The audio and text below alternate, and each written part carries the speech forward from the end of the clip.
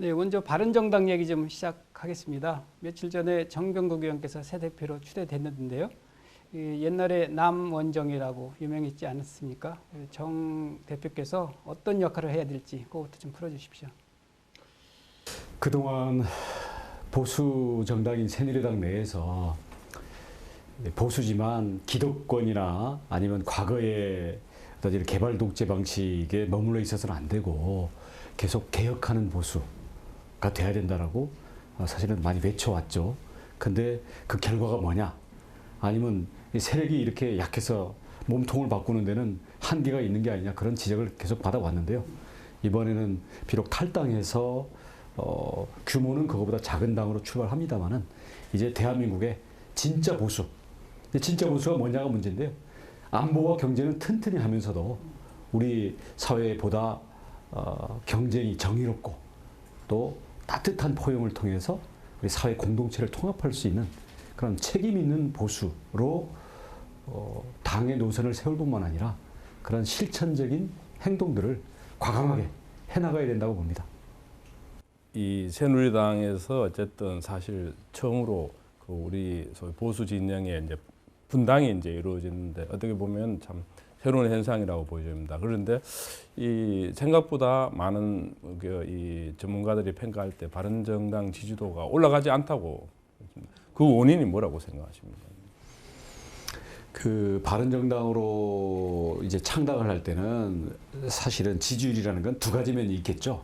하나는 어차피 그 또 우리나라 대한민국의 그 한 절반 정도는 그래도 대한민국의 역사 속에서의 그 어떤 흐름 속에서 보수적인 가치와 안정을 중시하는 분들이 있잖아요.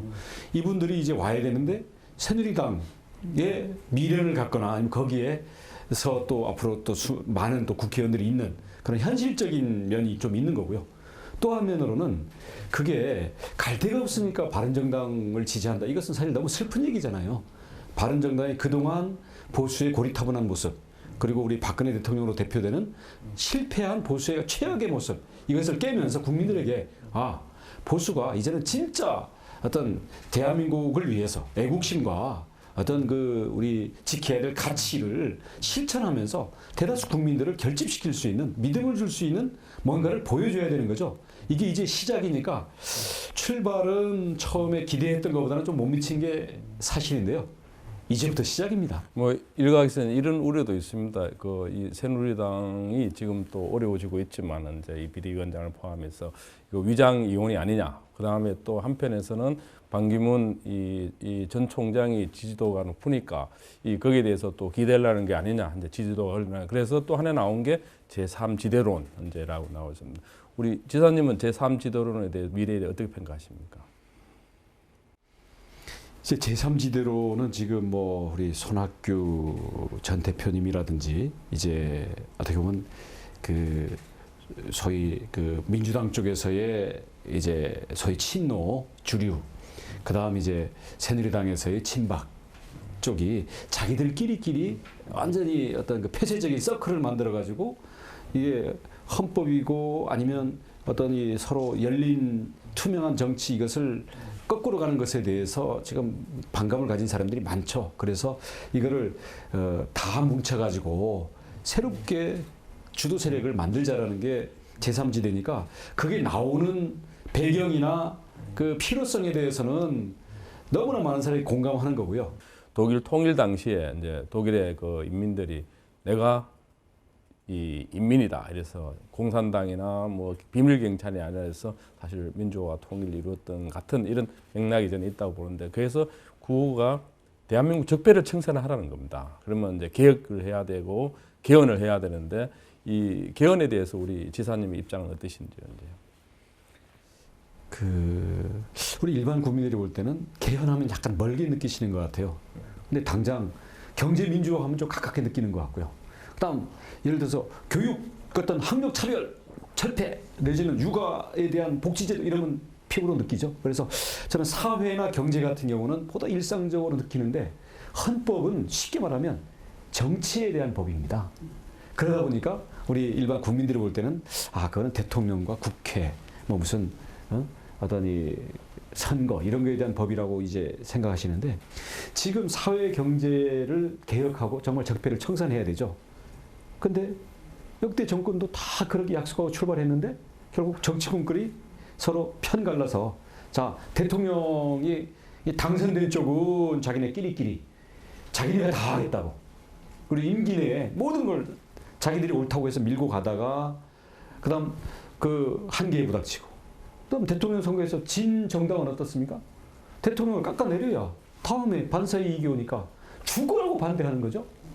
그러다 보니까 지금 그 민주화 시대에 그 처음에 삼김 이렇게 온 경우 빼고 지금 이게 87년 5년 단임제가 사실은 삼김이 돌아가면서 하기 위해서 그리고 당시에 민정당까지 포함해서 그렇게 절충한 결과 아닙니까? 그 후에 끝물에 나타난 대통령들은 지금 비극적인 최후를 계속 맞고 있는데요.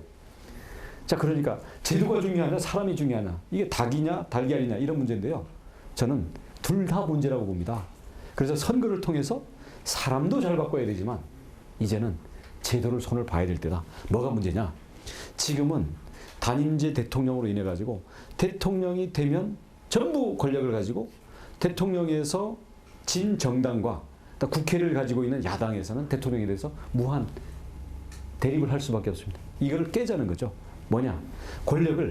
대통령의 권력을 일부는 국회에, 그리고 일부는 지방자치에, 그리고 일부는 국민들의 직접 민주주의 내지는 국민들은 이제 대리점을 통한 구입을 안 하겠다 이거죠. 반품도 잘 안 해주고 그리고 애프터 서비스도 잘 안 되니까 직구를 하겠다 이거거든요.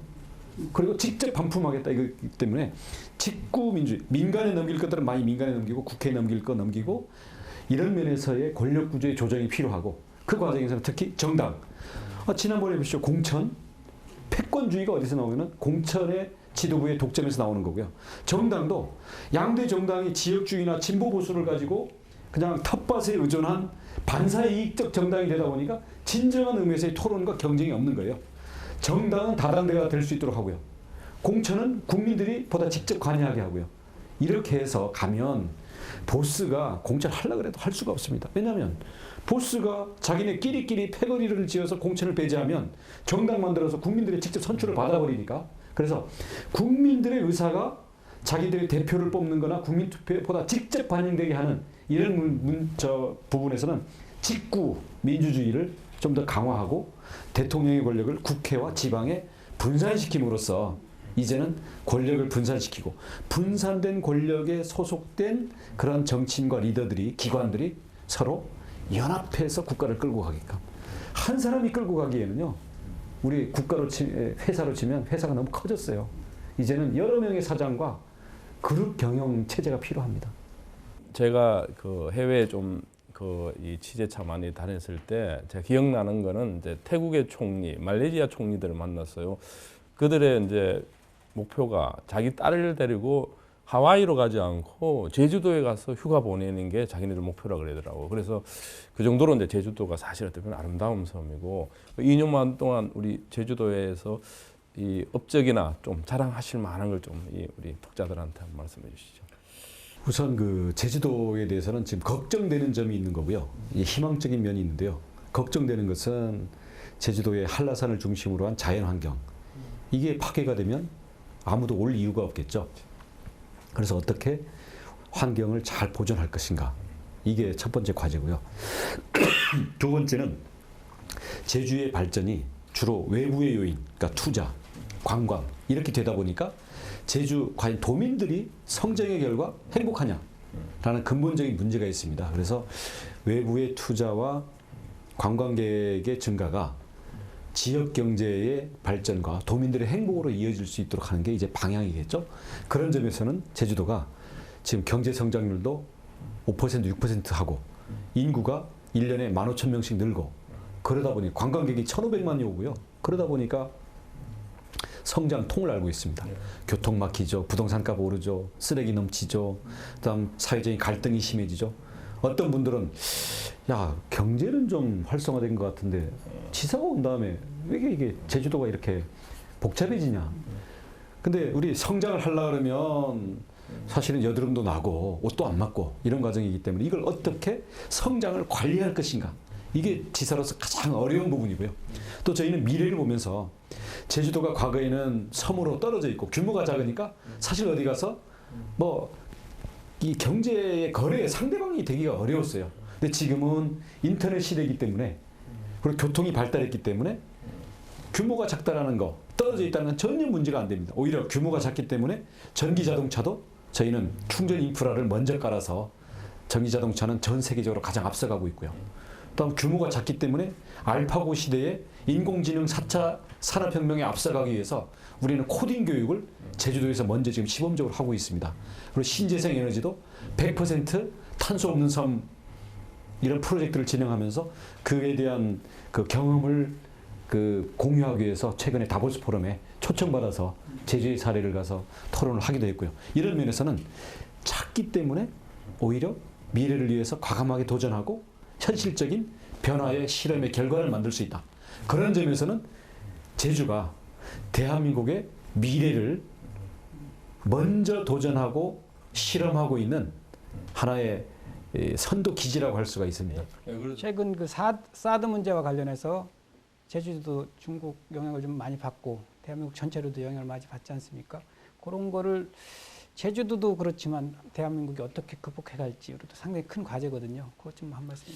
제주도는 특히 중국 단체 관광객 같은 경우는 한 20% 그리고 체감으로는 한 40% 정도까지 좀 많이 줄어들어 있는 게 사실입니다. 그 특히 작년 11월 이후 이 경향이 뚜렷하기 때문에 아마 올해는 조금 이런 면에서는 어려움을 겪지 않을까 이렇게 보고 있는데요. 또 한편으로 이렇게도 생각합니다. 그 중국이라는 나라가 공산당이 통치하고 아직 권위주의가 있는 나라인데 그래서 공산당에서 어떤 이 지침을 내리면 민간 여행사까지 다 따라가고 그리고 기업들이 사실은 국영기업 성격을 갖고 있으니까 중국과의 어떤 교역이나 이런 부분들도 언제든지 정치적인 입김이 개입될 수 있는 소지가 있단 말이죠. 그러니까 그런 면에서는 저희가 이번에 좀 예방주사를 맞는 것으로 해서 우리가 좀 내성을 좀 키워야 되겠다 이런 생각도 듭니다. 그리고 중국의 어떤 너무 우리가 환상적으로 일방적으로 의존적인 생각을 가다가 큰일 날 수도 있다는 면에서는 조금 우리 내적인 그 대응 태세는 갖춰야 된다는 생각이 들고요. 근데 더 크게 봐서는 우리는 중국과도 잘 지내고 미국은 더 잘 지내고요. 그래야 돼. 동맹이 흐트러진다 그러면 우리나라의 세계 지도상에서의 위치 자체를 바꿔야 될지도 모릅니다. 그 저는 동맹에 대해서는 그 무게가 훨씬 다르게 봐야 되고요. 그런 면에서는 사드가 저는 좀 더 세련되고 충분한 그 과정을 거쳐서 왔어야 된다라고 저는 비판적이긴 합니다만은 이미 결정된 이상 이것을 한미 관계의 충돌을 감수하면서 이거를 되돌리자라는 것은 저는 매우 무책임한 주장이라고 보고요. 중국과의 관계에서 참 어려움이 있긴 하지만 세상에 뭐 쉬운 문제가 어디 있겠습니까? 그리고 그냥 꽁도 먹고 알도 먹고 늘 이런 문제만 있는 건 아니거든요. 자칫 양쪽 모두를 잃는 일이 없도록 더 최악의 경우를 우리가 대비하면서 아주 신중하게 정말 얽힌 문제를 풀어나가듯이 그리고 일정하게는 맷집도 갖추면서 시간을 갖고 풀어야 된다고 생각합니다. 참 어려운 문제죠.